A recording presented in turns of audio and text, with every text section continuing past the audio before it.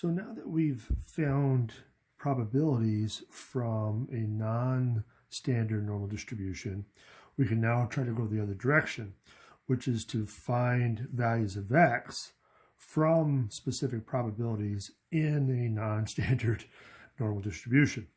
So again, we got a little bit of a process here, but the first thing is the same. We still got to make a sketch of a normal distribution, enter the given probability or percentage in the appropriate region of the graph, and identify the x values being sought. Use table A2 to refer to the body of the table to find the area to the left of x and identify the z-score that corresponds to that area. And now we have to convert that value of z to an x value. So we have a new formula. So x equals the mean plus the z-score times the standard deviation. So this is really just a retooling of our z-score formula. So that's what it's, mathematically, algebraically, we can derive it from that formula. So it's just a spin-off of it. So it allows us to get an x versus a z. If z is located to the left of the mean, be sure that is a negative number. So remember, z could be positive or negative. And then refer to the sketch to make sure it makes sense. So, hint, if the number provided is inside the curve, then it corresponds to a 4-digit probability or percentage. So in this first one, we want to find the IQ score. So the graph depicts IQ scores of adults, and these are normally distributed with a mean of 100, standard deviation of 15. So we have that same fixed information right from the get-go. So now we want to find out the value of x that makes this happen. So because it's inside, it's describing area, we can make it a 4-digit probability by adding 4 zeros to it. Now, because it's on the left, that's what we want also, because our tables only work with on the left-hand side. So if we have a probability equal to 0.6000, first thing we got to do is find a z-score that comes close to that. So we're on the right-hand side of the middle, so we got to look on the positive side. So we want to look for 6,000 in here. 6,000, 0.6000. It looks like it's up here somewhere. Okay, so we don't have it exactly, but we have a couple of candidates. So we have 0.5987. So 0.5987, or we got 0.6026.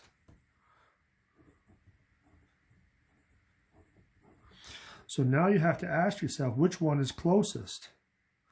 So which one's closest to 6,000? And we can see that this one is a little bit closer. So this is closest. So we want to use the z-score based off of that one. So now we got to backtrack. So that's our probability. So 0.25. So z equals 0.25. And so now we can get our value of x. So we use our new formula. So we got the mean plus our z-score times our standard deviation. And now we just crunch it on our calculator. So we got 100 plus 0.25 times 15. Now you can see I use parentheses there just to kind of encapsulate that multiplication. Now if I hit equals, it puts it all together. So 103.75.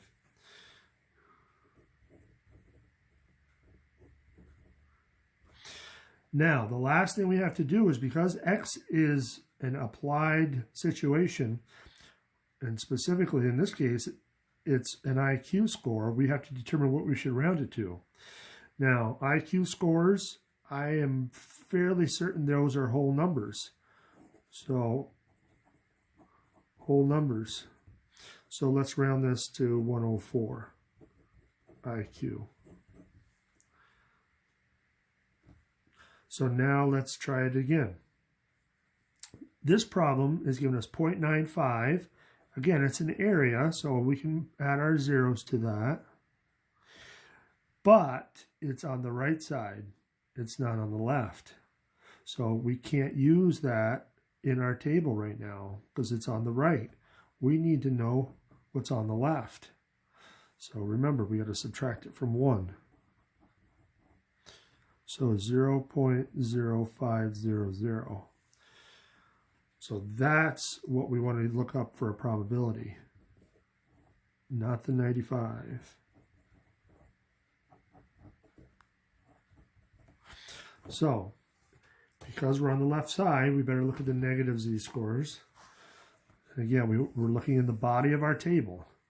0.5, 0.0505, 0.04. Oh, this is one of those special ones. So we follow the star. We go across. There's our area that we want. So negative 1.645.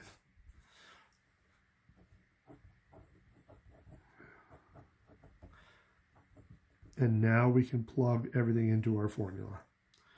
100 plus a negative 1.645 times 15.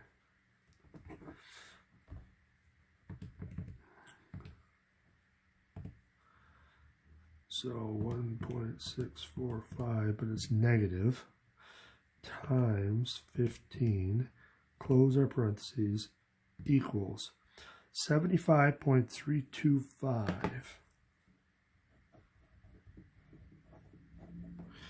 And again, we're going to want to round it. So 75 IQ.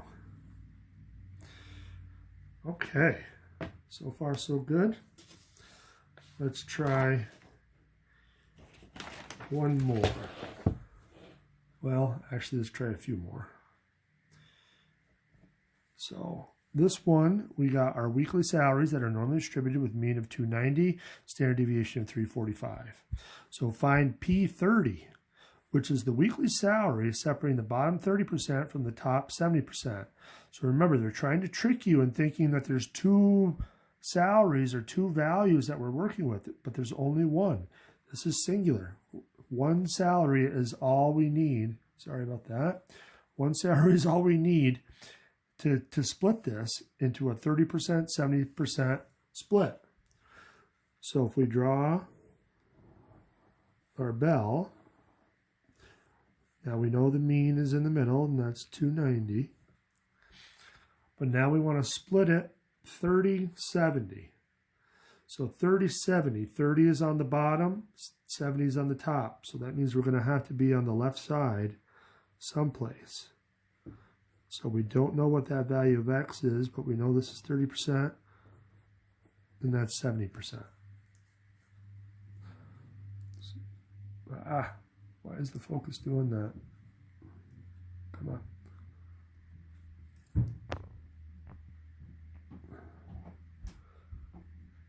So, okay, let's see if we can finish this one. So now that we have our diagram, which probability, which side do we want to use? Hopefully you're pointing to the left. 70% is irrelevant. We just care about the 30. So 30% as a decimal with 4 decimal places, 0.3000. So if we have a probability of 0.3000, we need to find the value of z that makes that happen. So 3000. We got 2946, 2981, 3015. So it looks like we have two choices. So we got 0.3015 and 0.29, try to write it down right, 81. So which one's closer to 3000? Hopefully you're saying this one is. So that one's not going to work. So if we go to 3015 down here, so that's going to be a negative 0.5 and 2. So negative 0.52. So now we can plug into our x formula. So we have a new mean, which is 290, which I didn't do up here. Shame on me. And then we got our z-score times our standard deviation. So let's see what we get.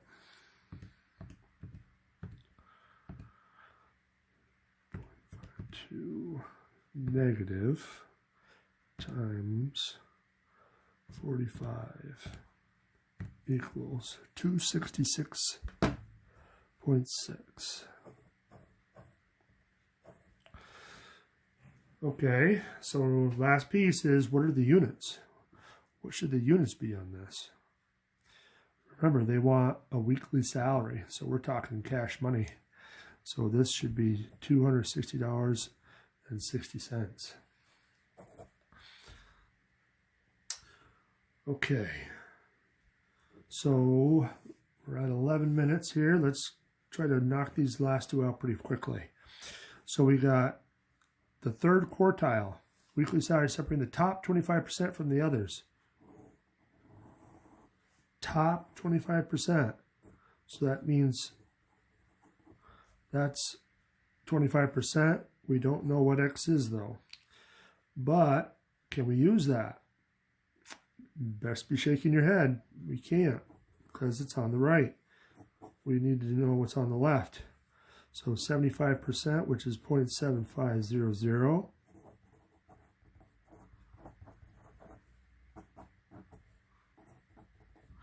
So if we got the probability is equal to that, well, better look at the right side. We need the positive z-scores. 7.5. Okay, so we have a choice again. 7.486 or 7.517. And this one looks a little bit closer. This one's only 14 away. That one's 17 above. So 7.486 is the winner. So that looks like it's going to be 0.67. 0.67. So now we can get our X.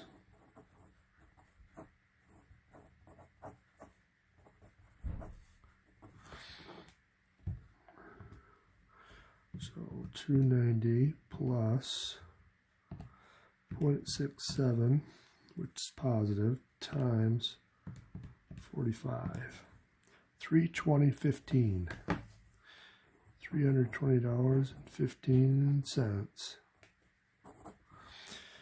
Okay, now this last one is a little tricky because they're trying to be a little bit confusing in how they describe it. So they want to find the weekly salaries determining 30% above the mean and 30% below the mean. So if we draw the mean in here, which is right down the middle, we want 30% above it and 30% below it. So we're going to have a line here, and then we're going to have a line here. So we have two values of X that we're trying to find, and this is 30%, and this is 30%. So now the trick is, where do we start? Well, remember, shaded to the left is going to be the easiest ones to look at. Now, we have 30%, 30%. We should be able to conclude from here that this last little piece is 20%, and so is this one. But this area is to the left, so let's start with this one here. So 20% is 0.2000. So let's put our probability is 0.2000.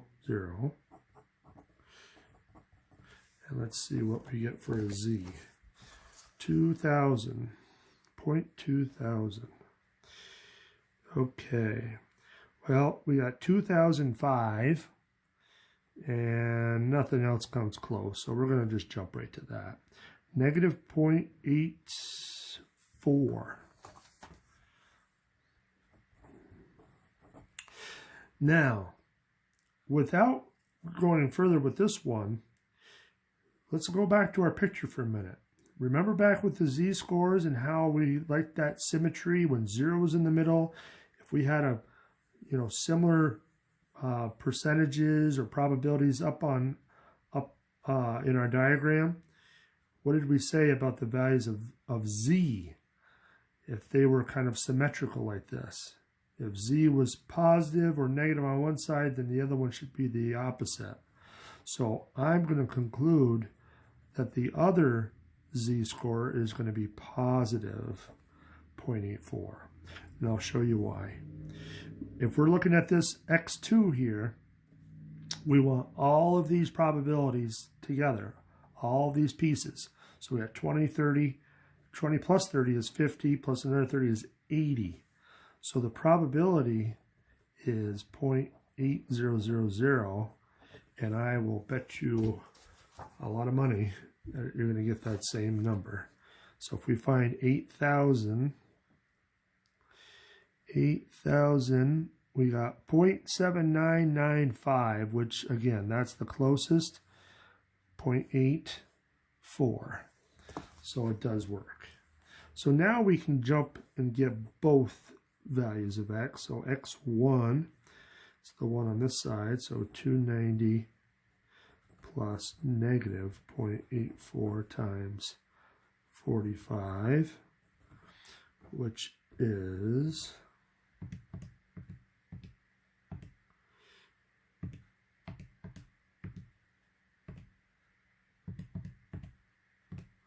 252.2. Okay. And we'll do the same kind of thing over here. So what's this one? 290 plus 0.84 times 45, 327.80.